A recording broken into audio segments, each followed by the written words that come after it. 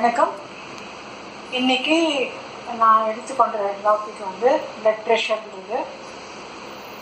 Blood pressure வந்து நிறைய பேருக்கு இப்போ ஒரு சாதாரணமாக எல்லாருக்குமே வரக்கூடிய வியாதி அப்படின்னு நினச்சிட்டு இருக்கீங்க. ஆனால் இந்த ரேக்கி முறையில், மருந்தில்லா மருத்துவ முறையில் பிளட் ப்ரெஷர்ன்றது ஒரு வியாதியே கிடையாது. பிளட் ப்ரெஷர்ன்றது பார்த்தீங்கன்னா, ப்ரெஷர் எங்கே இருக்குது? உங்கள் மனசில் இருக்குது. மனசு வந்து எப்போ ப்ரெஷரில் இருக்கோ, மனசு அமைதி குறையுதோ, அப்போ ஒரு பயம் வருது. அந்த பயம் வர்றதுனால உங்களுடைய மூலாதார சக்கரம், நான் சொல்லிட்டு இருக்கேன் இல்லையா, சக்கரங்கள் தான் உங்களுடைய வியாதிக்கும் ஆரோக்கியத்துக்கும் தகுந்ததுன்னுட்டு.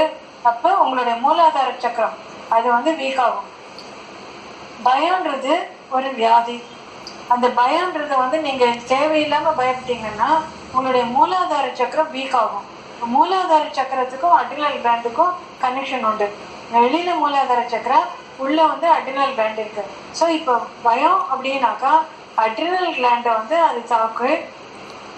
உடனே உங்க பயத்தினால அட்ரினல் கிளாண்ட் வந்து அதிகமாக சுரக்க ஆரம்பிக்குது. அப்போ அதிகமாக சுரக்கினா அட்ரினலின் ஒரு நியூரோ டிரான்ஸ்மிட்டர் சுரந்த உடனே அது என்ன பண்ணுது, உடனே பாடி வந்து ரியாக்ஷன் காமிக்குது. உங்க பயத்தினால மூலாதார சக்கரம் வீக் ஆகி அட்ரினல் கிளாண்ட் ஜாஸ்தி சுரக்க ஆரம்பிச்சு அட்ரினலின் அதிகமாக சுரந்த உடனே அப்போ என்ன ஆகும், பயம்ன்றது வந்து ஹார்ட் வந்து படபடபடங்குது. அப்படி ஹார்ட் படபடன்னு நீங்கள் சொல்கிறீங்க இல்லையா, எனக்கு அதிகமாக துடிக்குது, பால்பிட்டேஷன் வருதுன்னுட்டு. அப்போ எப்போ எதனால் பால்பிட்டேஷன் வருது? உங்களுடைய பயத்தினால சக்கரம் தாக்கி அட்ரினல் கிளாண்ட் தாக்கி அட்ரினலின் ஜாஸ்தி ஆக்கி அப்போ ஹார்ட் படபடங்குது. அப்போ அது பாடியோடைய ரியாக்ஷன் வந்து பிகாஸ் ஆஃப் யுவர் ஃபியர். நீங்கள் பயப்பட்டீங்கன்னா உங்களுடைய அட்ரினல் கிளாண்ட் சரியாக வேலை செய்யாது. அட்ரினல் கிளாண்ட் வந்து நம்மளுடைய உயிரை தாங்கக்கூடிய, உயிரோடு இருக்கிறதுக்கு ஒரு கிளாண்ட் அது. இப்போ எல்லா கிளாண்டுமே பார்த்தீங்கன்னா, எண்டோக்ரைன் கிளாண்டுமே நம்மளுடைய பாதுகாக்கிறதுக்கு வேண்டிய உறுப்புகள். அதுவும் முக்கியமாக அட்ரினல் கிளாண்ட் வந்து மூலாதார சக்கரம் உயிரோடு இருக்கிறதுக்கு அதுக்கு லிங்க் ஆனது வந்து அட்ரினல் கிளாண்ட். அந்த அட்ரினல் கிளாண்ட் சரியாக வேலை செஞ்சதுன்னா நம்ம எதுக்குமே பயப்பட வேண்டாம்.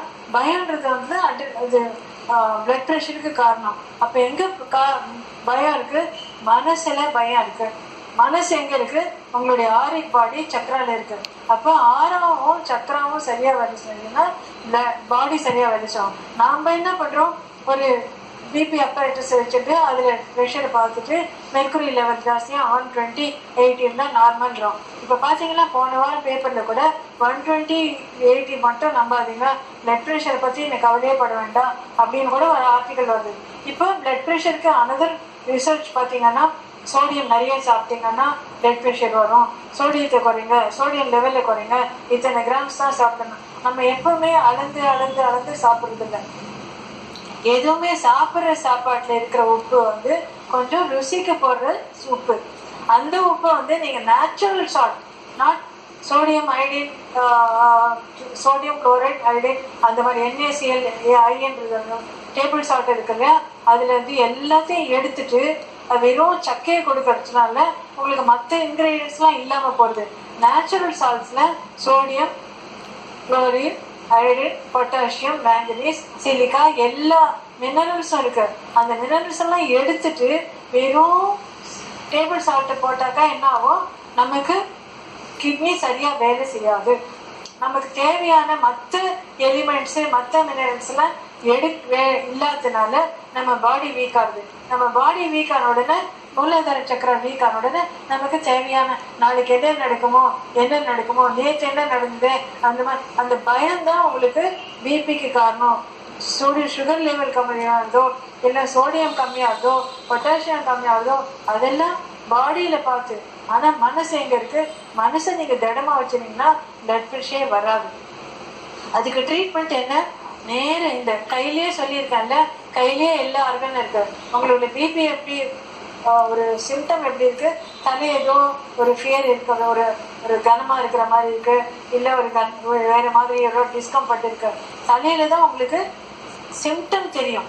சிம்டம் வந்து சிம்டத்தை மட்டும் நம்ம ட்ரீட் பண்ணுறதில்ல, ரூட் காஸ் எங்கே தலை எங்கே இருக்குது, இதுதான் தலையில் 2 பாயிண்ட் ரொம்ப பெயின்ஃபுல்லாக இருக்கும்.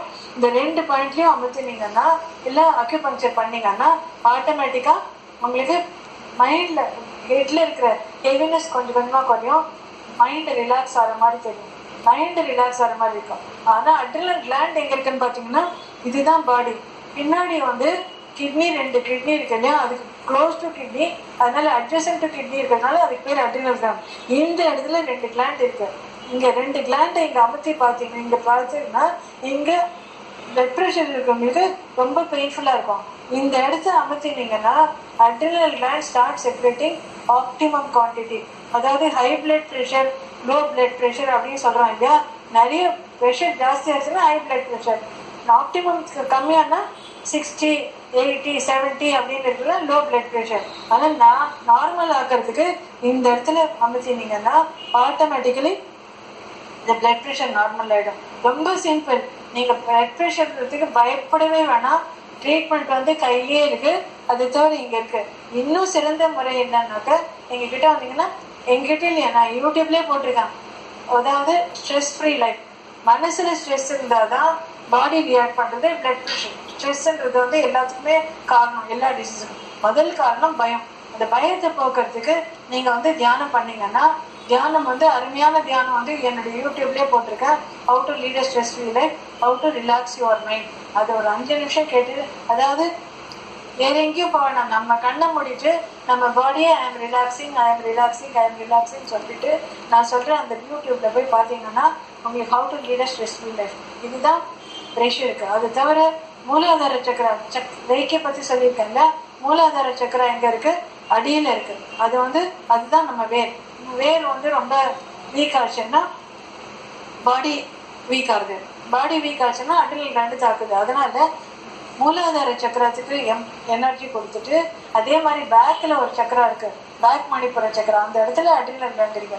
பேக் மணிப்புர சக்கரா, மூலாதார சக்கரா, ஹார்ட் தானே சிம்டம்ஸ் காமிக்குது, அதனால பேக் அனகத்த சக்கரா, ஆக்னிய சக்கரா. பிரெயின்ல போய் பிரெயினை சரி பண்றதுக்கு, நான் நல்லா இருக்கேன்னு உங்களுக்கு சொல்றேன் இல்லையா, ரிலாக்ஸ் பண்றதுக்கு ஆக்னிய சக்கரா, ஆக்னிய சக்கரா, அனகத்த சக்கரா, பேக் மணிப்புர சக்கரா, மூலாதார சக்கரா, இந்த 4 சக்கரங்களையும் எனர்ஜைஸ் பண்ணிங்கன்னா பிளட் ப்ரெஷர்ல இருந்து நிரந்தர தீர்வு. பிளட் ப்ரெஷர் உங்களுக்கு சொல்றேன், அது ஒரு டிசீஸே கிடையாது. அதுலேருந்து வெளியில வர்றதுக்கு நான் நல்லா இருக்கேன் அப்படின்னீங்கன்னா சுகமா இருக்கலாம். இதுதான் தீர்வு. ஒன்று தியானம், இன்னொன்று சக்கரங்கள் வழியாக, இன்னொன்று கையிலேயே ட்ரீட்மெண்ட் கொடுத்துக்கலாம், சுஜோக்கு அக்குபஞ்சர். நல்ல பிளட் ப்ரெஷர்ன்றத மறந்துடுங்க, சந்தோஷமா இருக்கிறதுக்கு கற்றுக்கணும், வாழ்க்கையை சுகமா அனுபவிக்கலாம். ஒரு சின்ன பிரேக்.